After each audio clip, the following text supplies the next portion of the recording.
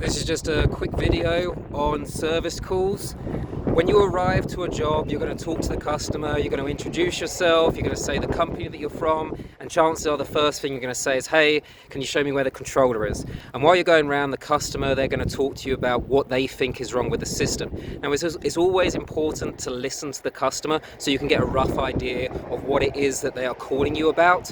But 99% of the time, the customer doesn't know anything about the sprinkler system. They think there might be an issue, but you're here to figure everything out. I arrived here and the note said that they had a couple of heads that needed to be looked at. When I arrived, he told me that he had a leak on one side of his driveway.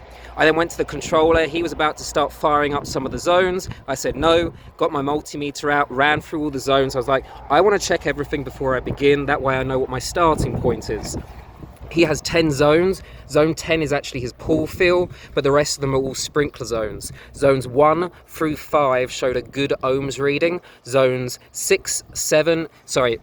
1 through 6 had a good ohms reading. 7, 8, 9, and 10 had a infinity ohms reading, meaning it had an open line.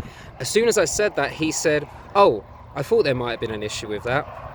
Thanks for telling me at the beginning. Your job is to figure out what is wrong. Obviously listen to the homeowner, but just take it with a grain of salt. You're here to figure everything else out. Do everything systematically, work through a list, tick everything off, make sure that you've actually checked everything before you head off. That way you look like a professional, you don't get anything wrong, you don't miss anything, and you're less likely to get callbacks. The issue that they had, one of the valve boxes, all of the wire splices were done very, very poorly. So I just redid all the wire splices. Now everything's working.